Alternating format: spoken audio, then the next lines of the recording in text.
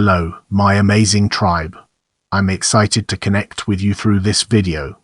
Hello, YouTube friends. Join us as we unravel the mysteries surrounding the Adult Net.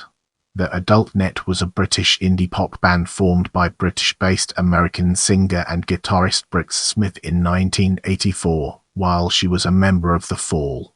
The group was initially assisted by several members of The Fall, including Simon Rogers, Craig Gannon and Karl Burns. The group issued 4 singles in Scanlon ceased playing after the debut single, and Burns left a single later. In 1988, the Smith-Roggers duo recruited former Smiths members Craig Gannon and Rourke and Mike Joyce to fill in the line-up, but by the time the group recorded their only album in 1989, Rogers, Rourke and Joyce had all left. The final Adult Net line-up was a quartet of Smith, Gannon, former Blondie member Clem Burke and the member James Eller.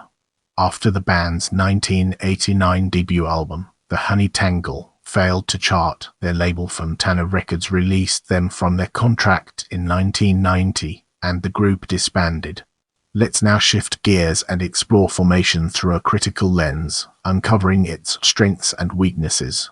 American singer and guitarist Brix Smith joined the British post-punk band The Fall in 1983 and later married the band's founder, Mark East. Smith. While remaining with The Fall, Smith formed the Adult Net along with fellow Fall member Simon Rogers in late 1984, and they released a cover version of the American psychedelic rock band Strawberry Alarm Clock's 1967 hit single, Incense and Peppermints, on Beggar's Banquet in April 1985. At the time, the official band line-up was credited as Brix on vocals and guitar, Ottersley Kipling i.e. Simon Rogers on bass, Silky Gooth aka Craig Gannon on guitar, and Mask Hman aka Karl Burns on drums. This meant that the official Adult Net line-up was essentially The Fall without Mark East. Smith, although Smith did appear as a guest on a few Adult Net recordings credited as Count Gunther Hollingen.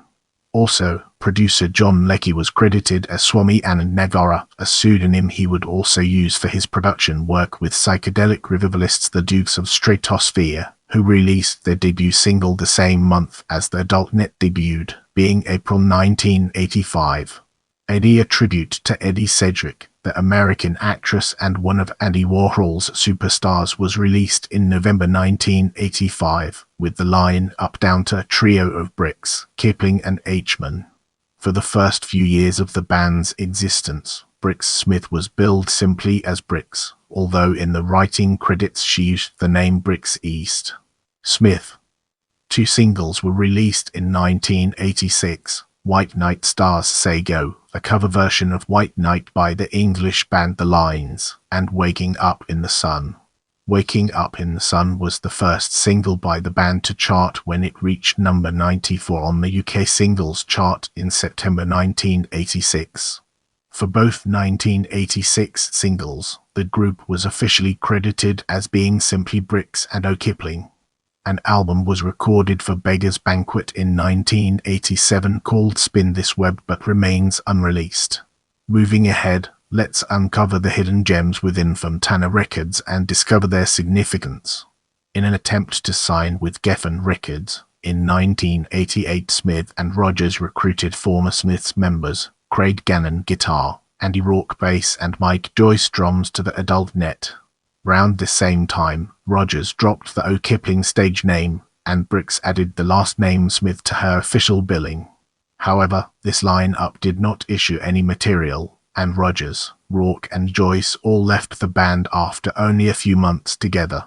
The Adult Net were eventually signed by Phonogram Records subsidiary Fontana Records, with a somewhat revised line-up. Smith and Gannon were joined by James Eller on bass, and former Blondie drummer Clem Burke. This quartet recorded the 1989 album The Honey Tangle. The album was recorded at the Church Studios in London and produced by Craig Gannon. 3 singles were released from the album: Take Me, which reached number 78, Where Were You, a cover version of the American rock band The Grassroots' 1966 single Where Were You When I Needed You, which reached number 66, and a re-recorded version of Waking Up in the Sun, which reached number 99. Shortly after the release of the album, Smith left the Fall, having ended her marriage with Mark East. In early 1989, the album failed to chart and the band were released by Fontana in October 1990, dissolving shortly thereafter. Prepare yourself for an in-depth analysis of musical style in this section. In his 1987 interview with Brix Smith, Richard Cook for Sounds described the Adult Net's debut single as psychedelic revival and noted that Smith seems captivated by the innocent spirit of an older sort of pop. The American music journalist Ira Robbins described the band's music as a flower-powery side project to the Fall. He noted that some songs took a pointless country turn, but that the Honey Tangle was a catchy power folk pop collection that sounds like a flashback to 1981 Los Angeles. While reviewing the Honey Tangle for AllMusic, Stuart Mason said that the band's early singles were spiky marriages between guitars and electronics that owed much to the raincoat-clad heyday of factory records.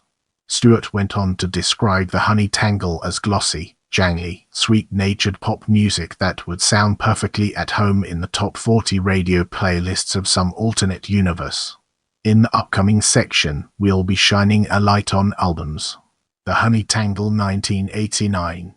Now, let's redirect our focus towards singles and discover its significance in our narrative.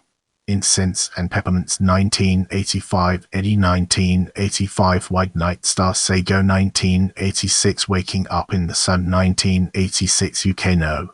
94, Take Me 1989, UK No. 78, Where Were You 1989, UK No. 66, Waking Up in the Sun 1989, UK No. 99. I love hearing from you, so leave your thoughts and suggestions in the comments.